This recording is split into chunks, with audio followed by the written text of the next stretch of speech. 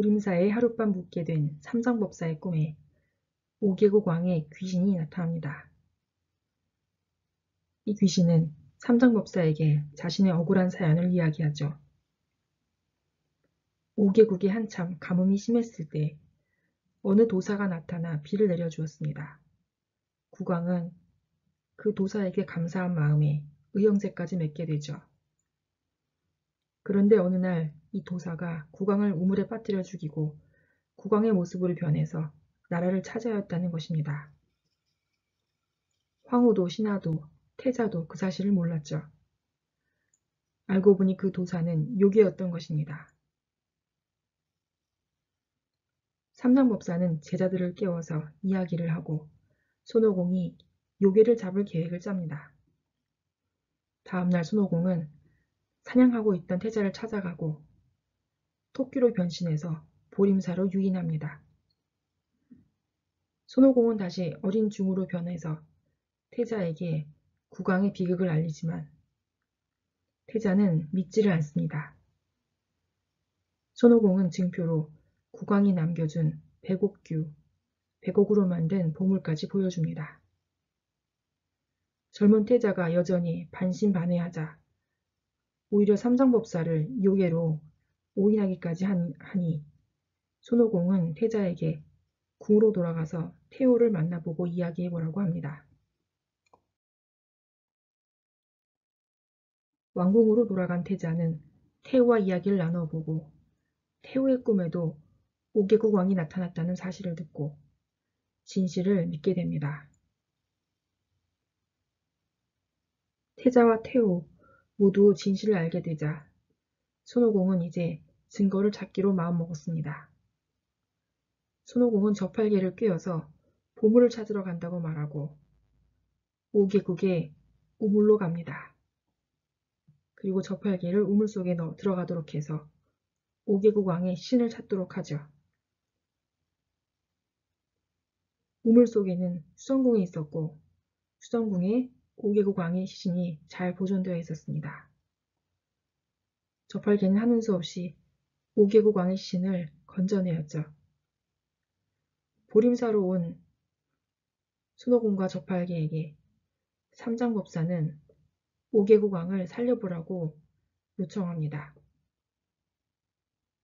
저팔계는 손오공의 꾀에 속아서 국왕의 신을 건진 것 때문에 분한 마음이 들어 말을 안 듣는 손오공에게 긴고어주를 외우라고 삼장법사에게 부탁합니다. 삼장법사는 손오공에게 국왕을 살려보라고 합니다. 손오공은 하는 수 없이 천상에 있는 태상노군을 찾아가서 구전 환혼단이라는 선단 하나를 얻어와서 국왕에게 먹입니다. 시간이 지나자 5개국 왕은 살아났고 삼장법사 일행과 함께 도성내로 들어가 가짜 국왕으로 변한 요괴와 맞섭니다. 좌우에 있는 신하들이 삼장법사 일행에게 달려들자 손오공은 정신법으로 신하들을 꼼짝 못하게 만들고 요괴와 싸웁니다. 요괴는 가짜 삼장법사로 변하여서 손오공은 누구를 물리쳐야 할지 알 수가 없게 되었습니다. 저팔계가 긴고아주를 외우는 사람이 진짜 삼장법사라고 알려주자 삼장법사는 긴고아주를 외우기 시작했고 손오공은 그 주문을 외우는 사람이 진짜 삼장법사인 걸 알 수가 있었습니다. 이렇게 해서 가짜 요괴를 막 물리치려는 순간에 문수보살이 나타납니다. 알고 보니 이 요괴는 문수보살이 타고 다니던 푸른 사자였던 것이죠. 그리고 삼상법사 일행을 시험하기 위해 보낸 것이었습니다. 문수보살은 예전에 5개국 왕이 보통 스님으로 변신한 문수보살을 알아보지 못하고 3일 동안 물속에 빠뜨렸던 일이 있었는데 이로 인해서 국왕을 우물속에 밀어넣어 3년 동안 물에 빠져 있는 고통을 겪게 한 것이라고 이야기합니다. 문수보살은 본래의 모습을 찾은 푸른 사자를 타고 다시 하늘로 올라갑니다. 이 이야기도 역시 보통 스님에 대해서 잘 대우해야 한다는 교훈을 담고 있군요. 5개 국왕은 행색에 초라한 행각승이라도 잘 섬겨야 한다는 교훈을 배웠죠. 다시 왕위에 오른 5개 국왕은 삼상 일행에게 감사하며 꼭 다시 들러달라고 부탁합니다. 한편 요괴 홍해아는 삼상법사 일행을 기다리고 있었습니다. 이 홍해아라는 요괴는 우마왕과 나찰녀의 아들인데 화염산에서 300년간 수행하면서 삼매진화라는 불을 뿜는 술법을 단련하였죠. 그리고 불로장생하기 위해 삼장법사를 잡으려고 기다리고 있었습니다. 삼장법사 일행이 지나가는 것을 본 홍해아는 꾀를 내어 어린아이로 변신하고 나무에 몸을 묶어 도움을 요청합니다. 손오공은 이것이 요괴의 술법인 것을 알고 산을 옮기는 술법을 시행하여 지나쳐갑니다. 홍해아는 더욱 가까운 곳에서 나무에 몸이 묶인 채로 도움을 요청하지요. 일가족이 도둑에게 죽임을 당하였다는 어린아이로 변신한 홍해아의 거짓말에 속은 삼장은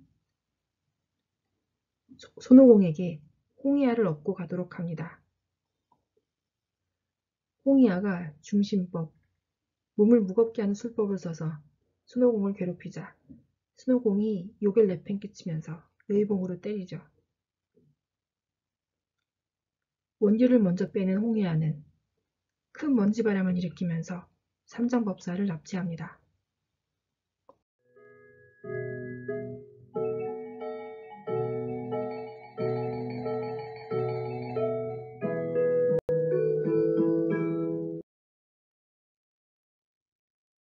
사건의 이야기에서 손오공은 다양한 술법을 부리고 있습니다. 손오공이 부리는 술법, 신선술의 배경을 살펴보도록 하죠. 중국은 아주 오랜 옛날부터 만물유령설이라고 하는 모든 사물에 영혼이 내재되어 있다고 믿는 세계관을 가지고 있었습니다. 다른 말로 물신숭배 혹은 애니미즘이라고도 표현할 수 있을 이 세계관은 동물뿐만 아니라 나무나 돌과 같은 자연물에도 영혼이 있고 이 영혼이 움직이면서 초자연적인 현상을 일으킬 수 있다는 생각입니다. 옛날 수신기라는 책에 육축이나 거북, 뱀, 물고기, 자라, 그리고 풀, 나무들까지도 오랜 수명을 가지게 되면 귀신이 붙어서 요괴한 짓을 할 수 있게 된다 라고 생각한 것이죠. 이 만물유령설은 인간이 사유 초기에 자연물들을 해석하는 하나의 관점이 되었습니다. 사람이 영혼이 있고 이야기하고 생각하는 것처럼 자연물들도 영혼이 내재되어 있고 생각하고 움직이며 인간과 교류할 수 있다고 생각한 것이죠.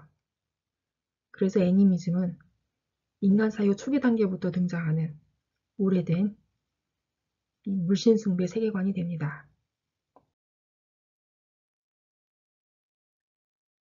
물신숭배의 세계관은 자연신, 그 중에서도 인간에게 큰 영향을 미치는 하늘, 땅, 태양, 달, 별, 바람, 비, 구름이나 무지개, 우레, 불, 물, 산과 같은 천지자연의 신령으로 해석이 되었습니다. 그리고 또 동물 중에서도 용이나 주작, 삼조고, 호랑이와 같은 신령스런 동물이나 신령스런 새에 대한 숭배로도 발전하였죠. 일반적인 동물이나 식물 정령, 그리고 요사스런 괴이한 요괴 같은 것은 자연신이지만 사람에게 해를 끼칠 수 있는 것으로 인식되었죠. 그래서 큰 힘을 가진 천지자연의 신과 놀라운 신이한 힘을 가진 동물들, 그리고 일반적인 동물과 식물 정령, 요괴 등으로 그 자연신이 구분이 됩니다. 그렇다면 사람은 신이 될 수 있을까요? 사람이 신이 되는 것이 바로 신선이죠. 도교에서 속세를 떠나 선계에 살며 젊음을 유지하고 장생불사한다는 신선이 되는 것이 바로 도교의 가장 최종적인 목표이며 이상이었죠. 이 도교의 신선사상은 한대와 위신남북조를 거치면서 도가가 유행하고 그로부터 선단을 굽는 방사 그리고 속세를 떠나 성계에 산다는 신선을 추구하는 기풍이 성행하면서 점차 더욱 그 사상이 성숙하게 됩니다.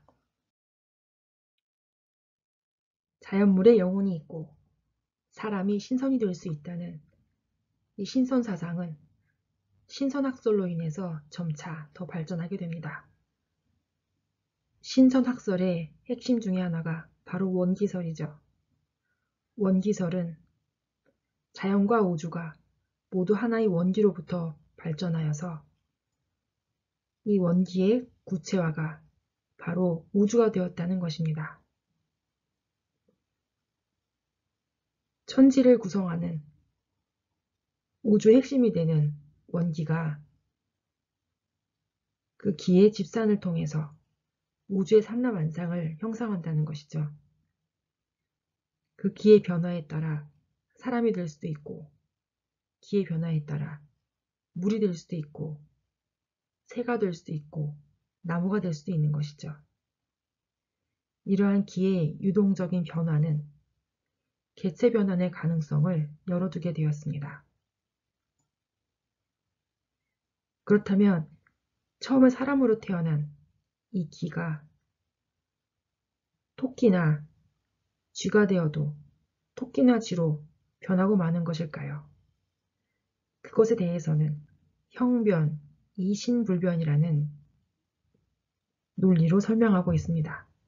즉 형체는 변해도 정신은 변하지 않는다는 것이죠. 처음에 원기로부터 물려받은 자신의 고유한 정신은 혹시 기의 집산으로 인하여 형체가 변한다 하여도 그 정신은 변하지 않는다는 생각입니다. 이렇게 기의 흐름을 통하여 초월적인 경계를 넘게 되면 신선이 될 수 있다는 사상은 단약이나 복식, 수령과 단련을 통한 도인법 등 다양한 방술의 운용을 통해서 초범입성, 즉 평범한 경지를 넘어 신성한 경지로 들어갈 수 있다는 생각을 가지게 되었습니다. 그리고 이 생각은 도사와 문인들에게 수용되었고 신화와 전설이라는 문학적 기제를 통하여 집약되고 전파되었죠. 하늘과 땅, 천지의 기운이 돌에 모여서 태어난 돌원숭이 손오공은 수보리 주사에게 가서 신선수를 배우죠. 그리고 하늘에 가서 태상노곤의 선단을 먹고 서왕모의 반도복숭아를 먹으면서 장생불사의 몸이 됩니다. 태상노곤의 화괴로 해서 49일 동안 연단을 받는 소동옥은 금광불개의 몸이 되죠. 그리고 여의봉이라는 무기와 근두운을 부릴 줄 아는 술법을 얻습니다. 심지어 인삼과도 마구먹었기 때문에 이 손오공은 장생불사의 놀라운 법력을 가진 신선이 되었죠. 손오공이 쓰는 신선술을 살펴볼까요? 우선 비행술, 근두운을 타고 날아다닙니다. 변신술, 다양한 사물과 동물, 요괴, 그리고 인물로도 변할 수가 있습니다. 작물술, 물건을 만들어내는 술법이죠. 자신의 털을 사용해서 다양한 사물과 동물, 요괴 등을 만들어낼 수 있습니다. 신외신술법이라고 하는 것은 우리가 보통 분신술이라고 하는 것이죠. 털을 이용해서 손오공 자신의 모습을 2명, 3명, 수백 명까지도 만들어낼 수 있지요. 정신법은 5개국이 사용했던 것으로 사람을 움직이지 못하게 하는 술법입니다. 이산축지법은 홍해알을 피할 때 썼던 방법으로 산을 옮기고 거리를 줄이는 방법이지요. 내한열술은 한열을 감내하는 술법, 즉 더위와 추위를 강하게 느끼지 않고 다 참아낼 수 있는 방법입니다. 사실 손오공은 비행술 하나만 가지고 있어도 하루에 10만 8천 리를 쉽게 갈 수가 있습니다. 그렇지만 현정법사를 위하여 서역까지 가는 길을 하나하나 밟아서 가고 있었죠. 여러분은 이 중에서 어떤 신선수를 갖고 싶은가요?